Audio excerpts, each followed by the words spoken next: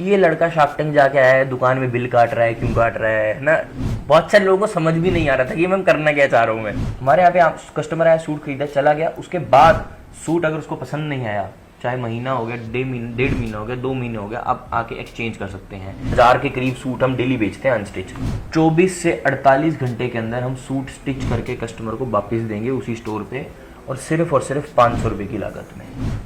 Store खुला पहले 1, उसके बाद बहुत जल्दी 11, मैनेज कैसे करते हो आप? तो ये जो 11 स्टोर हुए हैं, 1 से 11 नहीं हुए हैं, ये 3 से सीधे 11 हुए हैं। जैसे हम 600 रुपए की साड़ी हमने लॉन्च कर दी, और इतनी बढ़िया क्वालिटी की वो साड़ी है कि मैं किसी आम बंदे को, मैं जेन्युइन कहूंगा, आपको मैं साड़ी दूंगा, आप लाइफ टाइम टीवी रैंडम जाना, ये मत बताना कि सिया की साड़ी है, रैंडम किसी इंसान से पूछना कि साड़ी का रेट क्या है। और अगर किसी भी कस्टमर ने उस साड़ी का रेट 1000 तो बहुत ज्यादा बोल दिया मैंने, 1200-1300 से भी अगर कम बोला, तो आप साड़ी उसको फ्री दे देना मेरी तरफ से। कि दिल्ली का, लुधियाना का या जलंधर का माल उठाया और सिया का लोगो चिपका दिया और चलिए हो गया जी स्टोर। सिया एक प्रोडक्ट का ब्रांड नहीं है, सिया एक एक्सपीरियंस का ब्रांड है।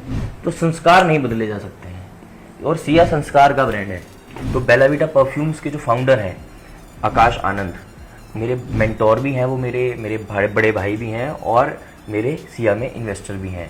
दूसरे हमारे एक फ्रेंचाइजी पार्टनर हैं भानु शर्मा जी एंड शिवांगी शर्मा मैम। इन्होंने भी हमारी कंपनी में इन्वेस्ट करा, 100 करोड़ की वैल्यूएशन पे 1 करोड़ इन्होंने इन्वेस्ट करा था। तो ये हो गया पहला सोर्स ऑफ फंडिंग। दूसरा सोर्स ऑफ फंडिंग होता है हमारे फ्रेंचाइजी स्टोर्स।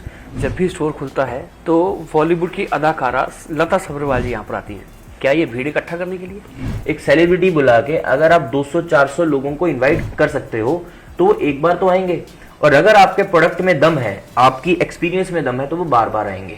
लता सब्रवाल जी का कोई भी पैसा सिया में नहीं लगा है, वो एज अ को फाउंडर है, वो कंपनी के शेयर्स ओन करती हैं।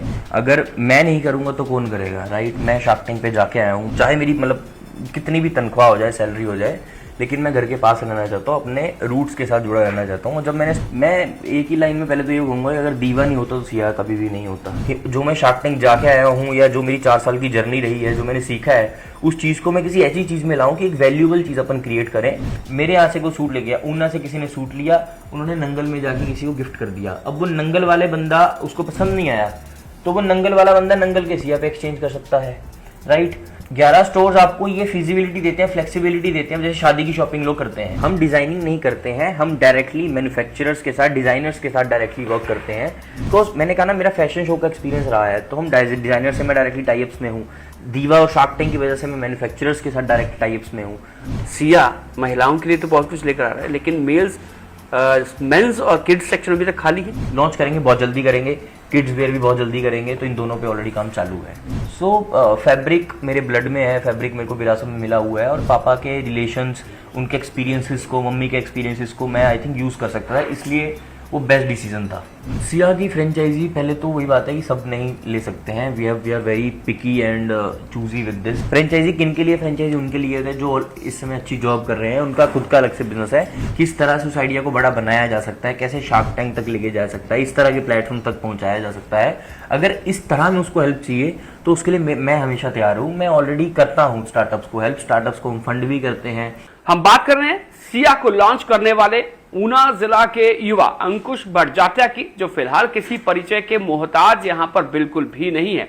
अंकुश, बहुत स्वागत आपका लाइफ टाइम टीवी में। स्टार्टअप आपने शुरू किया और हिमाचल के युवाओं को एक दिशा दी कि स्टार्टअप में आप जा सकते हैं, इसको लेकर आप क्या कहना चाहेंगे? प्रॉब्लम ये है कि हमारे पास एक्सपोजर नहीं है, हमारे पास वो रिसोर्सेज नहीं है जिससे हमें ये समझ आ सके कि अगर हमें कुछ करना है, कोई आइडिया है हमारे पास, उस आइडिया को हम बिजनेस में कैसे तब्दील कर सकते हैं, और बिजनेस में तब्दील करने के बाद उसको एक बड़ा बिजनेस कैसे बना सकते हैं, और बड़ा बिजनेस बनाने के बाद उसके आगे क्या क्या स्टेप्स होते हैं। जैसे ब्रांड्स, मतलब स्टार्टअप्स में क्या होता है, आप एक आइडिया पे काम करते हो, आप ब्रांड बिल्ड करते हो, आप बिजनेस बनाते हो, अगर वो बहुत बड़ा बन जाता है, उसके बाद आप या तो आप उसको आईपीओ करते हो, या तो आप एक किसी और बड़े कंपनी को, आप उसको कंपनी को सेल करते हो। अब ये पूरी जर्नी में क्या क्या लोग रिक्वायर्ड हैं, क्या क्या चीज़ें रिक्वायर्ड हैं, मतलब बहुत सारी चीज़ें इसमें काम आती हैं। वो यहाँ पे हमारे पास उस चीज़ के रिसोर्स, वो नॉलेज हमारे पास अभी यहाँ पे नहीं है, मतलब वो इकोसिस्टम नहीं है। इसलिए आई थिंक वो हम प्रॉब्लम्स फेस कर रहे हैं हमारे स्टार्टअप इकोसिस्टम को लेकर हिमाचल में। तो अगर मेरे आने के बाद आपको ऐसा लग रहा है, मेरे को नहीं लगता है, मेरे से पहले ही बहुत सारे ब्रांड्स होंगे, लेकिन हाँ, अगर ऐसा कुछ है कि युवाओं में स्टार्टअप शब्द को लेके ये हुआ है, एक्साइटमेंट जारी हुई लगी है कि हाँ कि पढ़ रहे हैं, लोग स्टडी कर रहे हैं स्टार्टअप्स क्या होते हैं, सिया कैसे आगे बढ़ रहा है। शार्क टैंक का मैं थोड़ा सा जिक्र यहाँ पर जरूर करना चाहूँगा। वो एक ऐसा मंच था जो आपको कहीं भी लेकर जा सकता था, केवल मात्र भारत नहीं बल्कि दुनिया के किसी भी कोने में जाकर आप अपना एक बेहतर ब्राइट फ्यूचर बना सकते थे। लेकिन आपने घर वापसी की। मेरी एक जॉब लगी हुई थी, 27 लाख का पैकेज था मेरा। तो मैं हमेशा ये सोचता था कि कोई मेरे को 2 लाख रुपया दे रहा अपने घर से दूर रहने के लिए। तो मैंने कहा जिस दिन मैं अगर 1 लाख भी कमाने खुद से लग गया तो मेरे लिए वो ज़्यादा बेटर हो जाएगा, मैं घर के पास तो रहूँगा एटलीस्ट। तो वही एक थॉट प्रोसेस था कि मेरे को घर से दूर नहीं रहना है। अगर मैं नहीं करूँगा तो कौन करेगा, राइट। मैं शार्क टैंक पे जाके आया हूँ। मैं एक तरह से आई थिंक 2024 में मैं शार्क टैंक गया था और अभी तक हिमाचल का भी मेरे बाद कोई भी अभी तक कोई आया नहीं है। तो एक तरह से अगर मैं कहूँ तो मैं स्टार्टअप्स में मैं हिमाचल को मैं रिप्रेजेंट करके आया हूँ, तो मैं एक चेहरा हूँ, राइट। तो लोग बहुत सारे ऐसे बच्चे हैं जो मेरे को मैसेजेस करते हैं, जो लुक आफ्टर करते हैं मेरे को देख के। भी कल ही मेरे एक बच्चे से बात हो रही है जिसने शार्क टैंक अभी अप्लाई करा है हमारे हिमाचल का। सो अगर मैं ऐसा स्टेप नहीं लूँगा, मैं ऐसा काम नहीं करूँगा तो कौन करेगा, राइट। अगर मैं करूँगा तो शायद मेरे को देख के और भी बहुत सारे लोग हैं जो करेंगे। जब एक ब्रांड बढ़ता है, जब कोई एक बिजनेस बड़ा होता है, उसके साथ साथ बहुत सारी चीज़ें बढ़ती हैं। बहुत सारे लोगों को एम्प्लॉयमेंट मिलता है, लोकल इकोनॉमी बूस्ट होती है। तो वो सब चीज़ें एक बिजनेस से, एक अच्छे बिजनेस पे डिपेंड करती हैं। और मैं चाहता हूँ कि ऐसे हज़ारों बिजनेस हिमाचल में खड़े हों। दीवा से शुरुआत हुई थी जी, लेकिन सफ़र थोड़ा बहुत चुनौतीपूर्ण रहा था। मैं एक ही लाइन में पहले तो ये कहूँगा कि अगर दीवा नहीं होता तो सिया कभी भी नहीं होता, राइट। दीवा हमने शुरू करा 15 जून 2021 को मैंने दीवा की शुरुआत करी थी और मेरे को ये आइडिया आया था हैदराबाद में। शार्क टैंक पहुँचने के बाद हम बहुत ज़्यादा अच्छा ब्रांड कर रहा था, हम बहुत अच्छी सेल्स कर रहे थे, हम इंडिया के one of the fastest growing sari startup थे। बट ऑनलाइन साड़ी बेचने के अपने चैलेंजेस हैं। 1 करोड़ से 10 करोड़ हम लेके जा सकते थे, 10 से 100 लेके जाने के लिए हमें बहुत सारे फंडिंग, बहुत सारे पैसे की जरूरत पड़ती। तो मैं नहीं चाहता था कि मेरे को मतलब हमें इन्वेस्टर्स को पीछे भागना पड़े, इन्वेस्टर्स हमारे पीछे भागे, मैं ऐसा बिजनेस बनाना है, राइट। और दूसरा कि मैं शार्क टैंक जाके तो आया हूँ, लेकिन मेरे को मेरे हिमाचल से तो ऑर्डर आते ही नहीं है, हिमाचल में लोग साड़ियाँ ही नहीं पहनते। सो मेरे को ये था कि क्यों ना मैं कुछ ऐसा बनाऊं जो कि जिससे कि मैं अपने हिमाचल के लोगों के साथ रिलेट कर सकूं। जो मैं शार्क टैंक जाके आया हूँ या जो मेरी 4 साल की जर्नी रही है, जो मैंने सीखा है, तो मेरे को ये था कि हमें एक जनरेशनल और एक ऐसा ब्रांड बिल्ड करना है जो कि जेन्युइनली एक वैल्यू क्रिएट करे कस्टमर के लिए। मेरा बेसिक सिंपल था, मैंने कहा पापा एक दुकान से अगर 2-2.5 करोड़ की सेल करते हैं, मेरे को एक ब्रांड बनाना है और उस एक दुकान को मल्टीप्लाई बाई 1000 करना है। मेरे को कुछ नहीं करना है बेसिक, और अगर मैंने ये कर दिया तो हम एक बहुत बड़ा ब्रांड बिल्ड कर पाएंगे। और दूसरा, अनस्टिच सूट में कोई भी ब्रांड एग्जिस्ट ही नहीं करता है अभी तक, और हमने इसी कैटेगरी को टैप करना था कि हमें अनस्टिच सूट में एक ब्रांड देना है कस्टमर को, क्योंकि कस्टमर बहुत सारी प्रॉब्लम फेस कर रहा है या कर रहा था सिया से पहले। बेसिक प्रॉब्लम्स की अगर हम बात करें तो अकाउंटेबिलिटी किसी की नहीं थी, राइट। आप सूट लेके आ जाते हैं, अगर आप एक्सचेंज करने भी जाना है, बेसिक सी चीज़ है, तो एक्सचेंज करने के लिए भी दुकानदार मुंह बनाएगा। अगर सूट आपका खराब हो गया, राइट, क्वालिटी उसकी ठीक नहीं थी, तो आप उसको रिटर्न तो कर ही नहीं सकते, जाओगे तो लड़ाई झगड़ा होगा बेफालतू का। ये मैं नहीं कहता कि सब ऐसा करते होंगे, बट 95% ऑफ द मार्केट की यही प्रॉब्लम थी, यही दिक्कतें थी। हमारी जो फैशन है, कौन लोग पहन रहे हैं इसको, 18 साल से लेकर 40 साल के लेडीज मोस्टली जो है परचेजेस करती हैं। बाकी अगर उसके ऊपर की एजेस है तो उसके लिए यही ग्रुप है जो उनके लिए भी परचेज करता है, चाहे दादी के लिए, नानी के लिए। अब प्रॉब्लम कहाँ है? प्रॉब्लम यहाँ पे है कि जो भी इस मार्केट में बेचने वाले लोग हैं, वो बेचने वाले कौन है? बेचने वाले हैं मेरे से ऊपर की जनरेशन।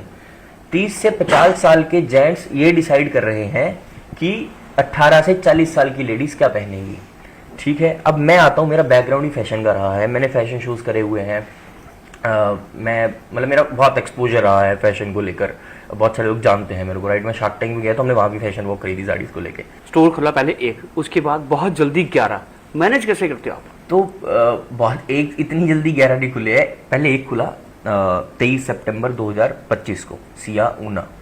उसके बाद एक स्टोर हमने खोला 10 दिसंबर को अंब में, जो हमारा पहला फ्रेंचाइजी स्टोर था।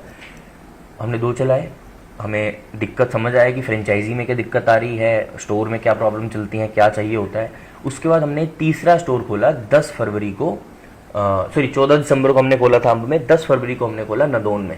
बहुत सारे लोगों को ये लग रहा था स्टार्टिंग के 3-4 महीने में कि ये लड़का शार्क टैंक जाके आया है, दुकान में बिल काट रहा है, क्यों काट रहा है ना। बहुत सारे लोगों को समझ भी नहीं आ रहा था कि मैं करना क्या चाह रहा हूँ मैं। लेकिन उसके बाद जो हुआ 5.5 महीने के बाद 10 फरवरी को हमने ये नदौन का स्टोर खोला। उसके बाद चीजें शुरू होती हैं। 28 फरवरी को हम खरड़ खोलते हैं, 7 मार्च को हम अनंतपुर खोलते हैं, 8 मार्च को हम नैरन पुखर खोलते हैं, उसके बाद 26 मार्च को हम ऊना में बड़ा स्टोर खोलते हैं, 9 अप्रैल को हम कांगड़ा खोलते हैं, 10 अप्रैल को हम अणु खोलते हैं। लगातार खोलते हैं, फिर हम लगभग फिर 11 होते हैं अगले 2 महीने के अंदर, 90 दिन के अंदर, 60 दिन के अंदर, प्रॉब्ली 70, है ना। सो फरवरी के बाद 10 फरवरी तक हमारे सिर्फ 3 स्टोर्स थे, और 10 फरवरी से लेकर 10 अप्रैल तक हम उसमें 4-5 और स्टोर्स ऐड कर चुके थे। तो ये जो 11 स्टोर हुए हैं, 1 से 11 नहीं हुए हैं, ये 3 से सीधे 11 हुए हैं।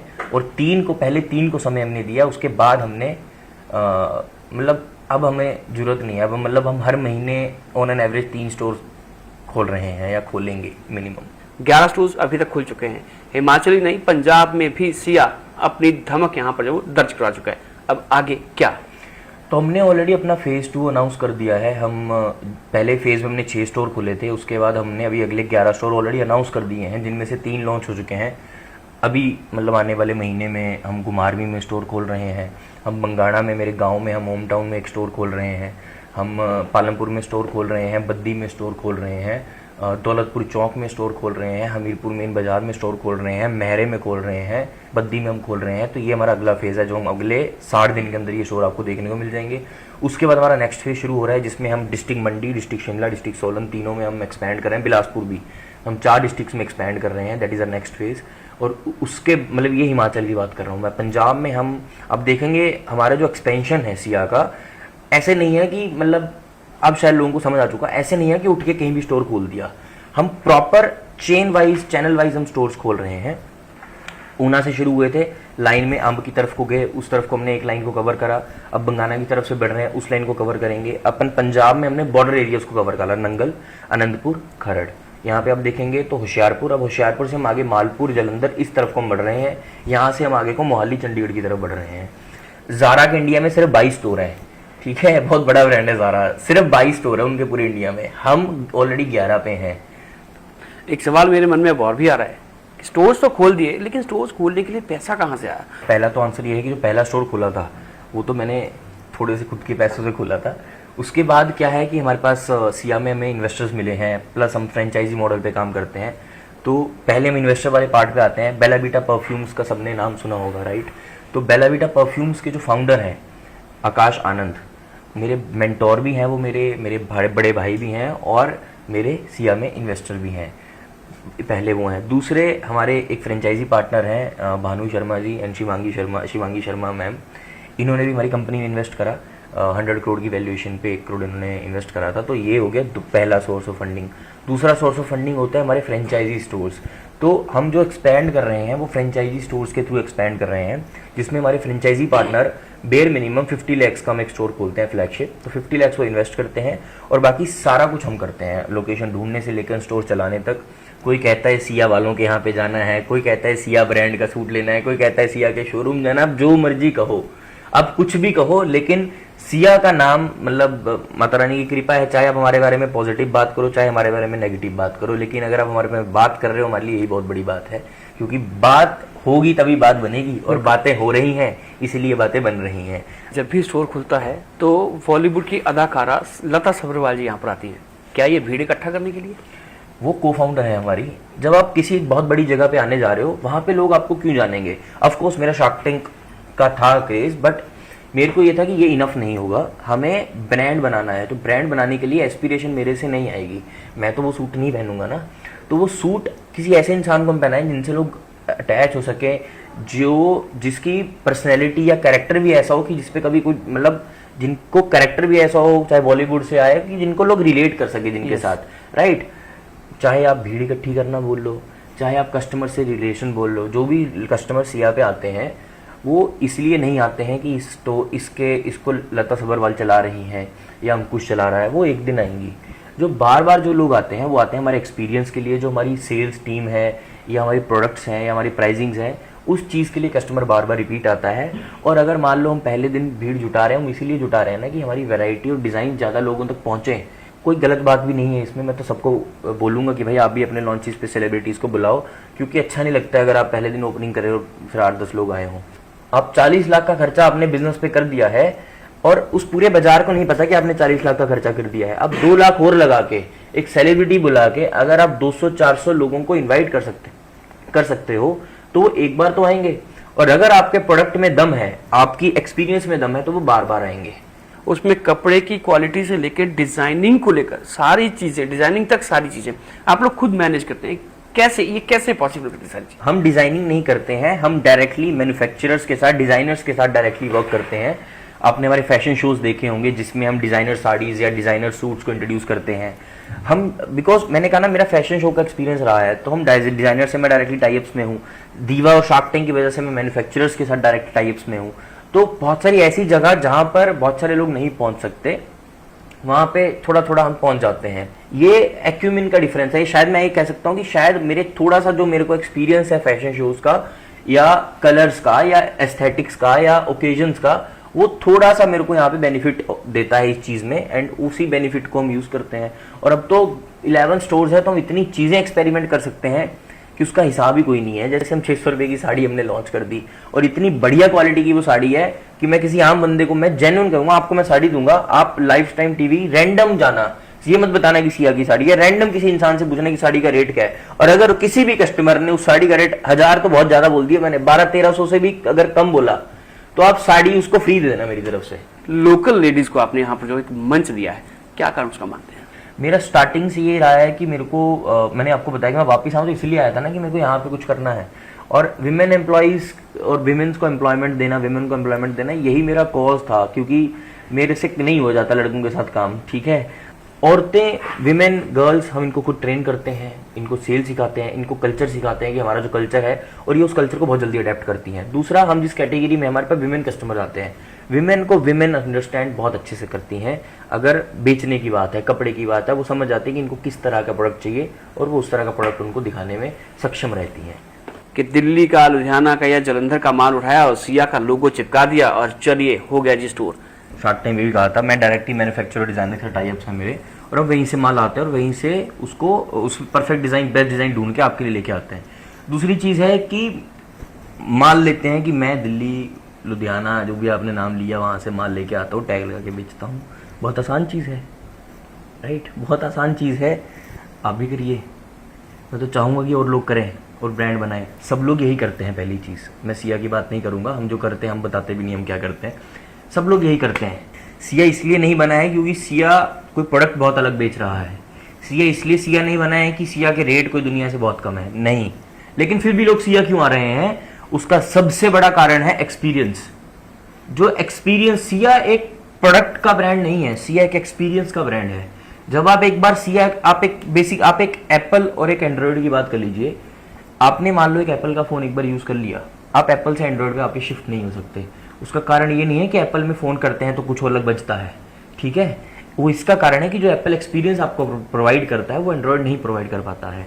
सिमिलरली जो सिया एक्सपीरियंस आपको प्रोवाइड करता है वो एक्सपीरियंस आपको लोकल रिटेलर्स प्रोवाइड नहीं कर पाते हैं। उसका कारण क्या है, आपको no question asked return and exchange policy है। आप सूट लेके जाते हैं बिना किसी जवाब, मतलब सवाल के, आपका आराम से सूट एक्सचेंज हो जाता है, आराम से। आप अपना पूरी उसी शिद्दत के आपको टीम दिखाती है। सूट लेके जाते हैं आप, 1000, 1500, 2000 का सूट लेके गए, बाई चांस कपड़े की क्वालिटी ठीक नहीं निकली, खराब हो गया, वापिस आके उसको एक्सचेंज कर सकते हैं। अगेन कोई सवाल आपसे नहीं पूछा जाता है, राइट। दूसरा, आपको ऐसे ट्रीट करा जाता है जैसे आपको ग्रीट करा जाता है, जैसे आपको कस्टमर एक्सपीरियंस दिया जाता है सेल्स टीम के द्वारा, स्टोर मैनेजर्स के द्वारा।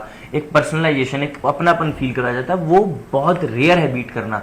आप हमें प्रोडक्ट में बीट कर सकते हैं, आप हमें रेट में बीट कर सकते हैं, आप मेरे को मेरे एक्सपीरियंस में बीट नहीं कर सकते।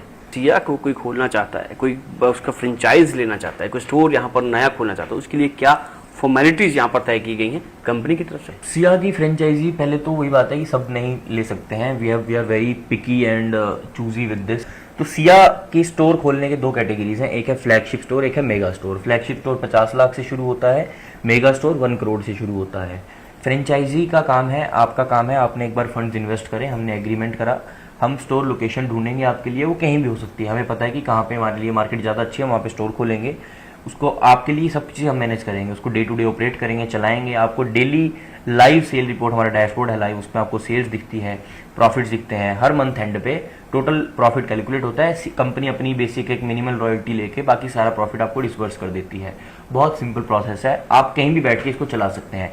मान लेते हैं कि स्टोर नहीं चलता है, मान लेते हैं कि स्टोर फेल होता है, तो उस सिनेरियो में 1 साल का हमने पीरियड रखा हुआ है, लॉक इन पीरियड। 1 साल तक हम स्टोर चलाएंगे, हम भी देखेंगे, आप भी देखेंगे। अगर स्टोर नहीं चलता है, 1 साल के बाद अपना पैसा रिफंड ले सकते हैं। 50 लाख या 1 करोड़, इतनी तो कैपेसिटी शायद मेरी भी ना हो। फ्रेंचाइजी किन के लिए? फ्रेंचाइजी उनके लिए है जो इस समय अच्छी जॉब कर रहे हैं, उनका खुद का अलग से बिजनेस है, वो इसको as a passive side business है, साइड इनकम आप मानते हैं, तो उसके लिए फ्रेंचाइजी उनके लिए है। और अगर कोई बच्चा या कोई भी एंटरप्रेन्योर है, एस्पायरिंग एंटरप्रेन्योर है, जिसका आइडिया है, जो उस आइडिया पे काम कर रहा है, तो वो क्या वो आइडिया बिजनेस बनाने लायक है या वो बड़ा बनने लायक है या नहीं है, अगर वो इस चीज़ के बारे में बात करना चाहता है, किस तरह से उस आइडिया को बड़ा बनाया जा सकता है, कैसे शार्क टैंक तक लेके जा सकता है, इस तरह के प्लेटफॉर्म तक पहुंचाया जा सकता है, अगर इस तरह में उसको हेल्प चाहिए तो उसके लिए मैं हमेशा तैयार हूँ। मैं ऑलरेडी करता हूँ स्टार्टअप्स को हेल्प, स्टार्टअप्स को हम फंड भी करते हैं, स्टार्टअप्स को मेंटोर भी कर रहे हैं। अभी मतलब इस जगह में जहाँ बैठे हुए हैं, यहाँ पे सिया के अलावा 4 और नए स्टार्टअप्स बन रहे हैं, जिनको अलग अलग फाउंडर्स बना रहे हैं। मैं सिर्फ उनको गाइड कर रहा हूँ, जगह दे रहा हूँ, अपनी टीम दे रहा हूँ, दैट्स इट। तो कोई भी आइडिया ऐसा है जो मेरे को लगता है कि हाँ ये आइडिया बड़ा बन सकता है, तो उसको ऑनेस्टली बता के, अगर वो बड़ा बन सकता है तो फिर उसको बड़ा बनाने में हम हेल्प करेंगे। यहाँ देखिए सीधी सी बात है, यहाँ पर लता सब्रवाल जी आती हैं, एक बड़ा नाम है, जाना पहचाना नाम है, फिल्म इंडस्ट्री से आती हैं, छोटे पर्दे पे एक बहुत अच्छी पहचान उनकी है। तो सबसे बड़ा सवाल यहाँ पर यह है कि क्या उनका भी पैसा सिया ब्रांड में लगा है? लता सब्रवाल जी का कोई भी पैसा सिया में नहीं लगा है। वो एज अ को फाउंडर है, वो कंपनी के शेयर्स ओन करती हैं, जो कि हमने उनको दिए हैं, और दूसरा उनको हम पैसे देते हैं जब भी वो आती हैं। उनसे हमने कोई पैसा लिया भी नहीं है, ना उन्होंने दिया है। ऑफकोर्स हमारे पास इन्वेस्टर्स हैं, आकाश भाई जैसे मेंटोर्स हैं, भानु भाई जैसे इन्वेस्टर्स हैं, we have got our investors हैं, लेकिन हाँ लता मैम से का कोई पैसा नहीं है और बॉलीवुड का कोई भी पैसा नहीं आ रहा है। सिया महिलाओं के लिए तो बहुत कुछ लेकर आ रहा है, लेकिन मेंस और किड्स सेक्शन अभी तक खाली है। मैं ऑलरेडी अपना मेंस का ब्रांड अनाउंस कर चुका हूँ कि हम ऑलरेडी मेंस के लिए काम कर रहे हैं। हम ऑलरेडी टेस्टिंग भी कर चुके हैं। हमने नाम अभी फाइनल नहीं करा है, बट हम रामा के नाम से मेंस वेयर का ब्रांड लॉन्च करने जा रहे हैं। मेंस के साथ आपको डिजाइन्स में लिमिटेड, मतलब picky design, best to best in the market आपको लेके आना पड़ेगा, और best price in the market लेके आना पड़ेगा, क्योंकि मेन इम्पल्स बाइंग नहीं करते हैं। साइकोलॉजिकल ये टर्म है, हम मेंस इम्पल्स बाइंग नहीं करते हैं, हम बहुत सोफिस्टिकेटेड, बहुत रिस्पॉन्सिबल बाइंग जो वो मेंस करते हैं। और दूसरा कि मैं खुद जो चीज़ें मैं जो चीज़ें पहन सकता हूँ, लेडीज़ में कहते हैं जो मेरी मम्मी पहन सकती है, जो मेरी बहन पहन सकती है, हम वो प्रोडक्ट बेचते हैं। सिमिलरली अगर मैं मेंस वेयर एक ब्रांड लॉन्च करूँगा, तो अगर मैं उसको नहीं पहन सकता तो मैं उसको नहीं पहनाऊंगा, किसी और को लॉन्च करेंगे, बहुत जल्दी करेंगे। किड्स वेयर भी बहुत जल्दी करेंगे, तो इन दोनों पे ऑलरेडी काम चालू है। हिमाचल को छोड़ के पंजाब की तरफ आप गए हैं, जबकि हिमाचल पूरा कवर किया जा सकता था, क्या कारण उसका मानते हैं? सर मैं हिमाचल और पंजाब को अलग मानता ही नहीं हूँ, पहली तो ये चीज़ है। और दूसरी चीज़ कि अगर आप देखेंगे, हमने पंजाब में ऐसा नहीं कि हमने कोई जलंधर में खोल दिया स्टोर, हम ऊना में बैठे हुए हैं, हमने चेन के तरीके से खोले हैं। जितने भी स्टोर्स हैं हमारे, वो सारे हमारे 2 घंटे के दायरे में हैं, सारे स्टोर 2 से 2.5 घंटे के दायरे के अंदर हमारे सारे स्टोर्स हैं। मैं ऊना बैठा हूँ, ऊना को हम सेंटर पॉइंट मानते हैं उस चीज़ के लिए, बिकॉज हमारा हेडक्वार्टर ऊना है। तो आप होशियारपुर ले लीजिए, आप कांगड़ा ले लीजिए, आप खरड़ ले लीजिए, आप अनंतपुर ले लीजिए, नंगल ले लीजिए, हमीरपुर ले लीजिए, जितने भी हमारे स्टोर हैं वो सारे 2 से 2.5 घंटे के दायरे के अंदर आते हैं। तो इसलिए हम इस तरीके से एक्सपैंड कर रहे हैं, हम सर्कल में एक्सपैंड कर रहे हैं। इस समय करंटली जो एक बहुत, हमने सारी प्रॉब्लम हम सॉल्व कर रहे हैं। एक प्रॉब्लम है जिसको मैं सॉल्व करना चाहता हूँ। आज की रेट में अगर कोई हमसे 1000 रुपये का भी सूट खरीदता है, तो उसको सिलवाने के लिए 700-800 रुपये, 1000 रुपये उनको देना पड़ता है। और अगर बढ़िया सूट है तो 1200-1500 तक भी सिलाई जाती है उस सूट की। ये बहुत बड़ी प्रॉब्लम है। दूसरी प्रॉब्लम है कि सूट सिलवाने के लिए 2 से 3 दिन, 4 दिन, 5 दिन, सीजन में 8 दिन, 10 दिन का भी वेट करना पड़ता है। से 1000 के करीब सूट हम डेली बेचते हैं अनस्टिच। 24 से 48 घंटे के अंदर हम सूट स्टिच करके कस्टमर को वापस देंगे उसी स्टोर पे, और सिर्फ 500 रुपये की लागत में। आप ज्वेलरी की लाइन में जा सकते थे, ब्यूटी प्रोडक्ट्स की लाइन में जा सकते थे, क्योंकि फैशन आपका भी एक बैकग्राउंड बन चुका था, लेकिन आप फैब्रिकेशन में ही क्यों आए? क्योंकि ये मेरा मैं मानता हूँ तो धंधा मेरे खून में है, और कपड़ा मेरे को उसमें मिला है, विरासत में मिला है। मेरे पापा 1990 से हिमाचल में हमीरपुर में कपड़े की दुकान पे एज अ सेल्समैन जॉब करते थे, उसका मेरी मदर ने 2004 में अपनी कपड़े की दुकान करी, पापा ने 2014 में अपनी कपड़े की दुकान करी। सो फैब्रिक मेरे ब्लड में है, फैब्रिक मेरे को विरासत में मिला हुआ है, और पापा के रिलेशंस, उनके एक्सपीरियंसेस को, मम्मी के एक्सपीरियंसेस को मैं आई थिंक यूज़ कर सकता था, इसलिए वो बेस्ट डिसीजन था। एक ब्रांड सिया और एक आम दुकान कपड़े की, इन दोनों में कपड़ा खरीदने में क्या फर्क आपको लगता है? क्या फर्क हो? मतलब पहले तो कस्टमर दुकान में एंटर होने से लेकर एग्जिट होने तक का जो एक्सपीरियंस है, पहला फर्स्ट टाइम एक्सपीरियंस, आप एंटर करते हैं, आपको सारी टीम बहुत अच्छे से ग्रीट करती है, आपको पर्सनलाइज्ड फील किया जाता है, आपको अपनापन फील होता है, वहाँ पे सारी लड़कियां हैं आपसे, बहुत ही मतलब एक फैमिली टाइप माहौल वहाँ पे क्रिएट किया जाता है, जो एक्सपीरियंस आपको सब जगह नहीं मिलता है। गर्ल्स से इंटरेक्ट करती हैं तो जो जेंट्स हैं वो भी कंफर्टेबल फील करते हैं कि उनकी जो वाइफ्स हैं उनको एक कोई स्ट्रेंजर उनको डील नहीं कर रहा है, उनको एक लड़की डील कर रही है जो उनके साथ बहुत अच्छे से ग्रीट कर रही है, उनको बहुत अच्छे से उनको ट्रीट किया जाता है। डिस्काउंटिंग बहुत अच्छी हम करते हैं, ऑफर्स हम बहुत अच्छे लेकर आते हैं, कभी कुछ ना कुछ चला रहता है। अभी इस समय हमारा रॉयल एनफील्ड, जो सबसे ज़्यादा शॉपिंग करेगा उसको रॉयल एनफील्ड मिलेगा, तो इस तरह के ऑफर्स चलते रहते हैं। सेकंड आती है आफ्टर सेल सर्विस, यहाँ पे सबसे बड़ा फर्क आ जाता है। हमारे यहाँ पे आप कस्टमर आया, सूट खरीदा, चला गया, उसके बाद सूट अगर उसको पसंद नहीं आया, चाहे महीना हो गया, 1.5 महीना हो गया, 2 महीने हो गया, आप आके एक्सचेंज कर सकते हैं। दूसरी चीज़, कस्टमर का सूट गया, सिल के वो खराब हो गया, आप उसको रिटर्न एक्सचेंज कर सकते हैं। तीसरी चीज़, मेरे यहाँ से कोई सूट ले गया, ऊना से किसी ने सूट लिया, उन्होंने नंगल में जाके किसी को गिफ्ट कर दिया, अब वो नंगल वाले बंदा उसको पसंद नहीं आया, तो वो नंगल वाला बंदा नंगल के सिया पे एक्सचेंज कर सकता है, राइट। 11 स्टोर्स आपको ये फिजिबिलिटी देते हैं, फ्लेक्सिबिलिटी देते हैं, जैसे शादी की शॉपिंग लोग करते हैं कि आपने मान लो ऊना से किसी की शादी है, उन्होंने गिफ्टिंग कर दी है, कोई बंगाना से कस्टमर है, कोई नंगल से कस्टमर है, कोई अम्ब साइड से कस्टमर है, कोई होशियारपुर से है, इतनी भी रिश्तेदारी होगी और कहाँ रिश्तेदारी होगी, वो अपने लोकल नियर बाई सिया में जाके एक्सचेंज कर सकते हैं। तो ये जो ईजीनेस है कस्टमर के लिए शॉपिंग की, वो आपको सिया देता है, और ये बहुत बड़ा फर्क है। निश्चित रूप से जब एक युवा इस तरह से अपने सपनों को उड़ान देता है तो वो अन्य लोगों के लिए प्रेरणा का बड़ा स्रोत बन जाता है। और अंकुश बड़जात्या, हिमाचल प्रदेश आसान नहीं है साहब, यहाँ की भौगोलिक परिस्थितियाँ, और इस पहाड़ी क्षेत्र के छोटे से कस्बा बंगाना से निकला, मुंबई पहुंचा, मुंबई से फिर वापसी अपने घर की तरफ की, और यहाँ से एक नए सफर पर फिर से उड़ान भर दी, और आज वो सफर 11 स्टोर्स तक जा पहुंचा, और many more yet to come, और निश्चित रूप से सिया आएगा और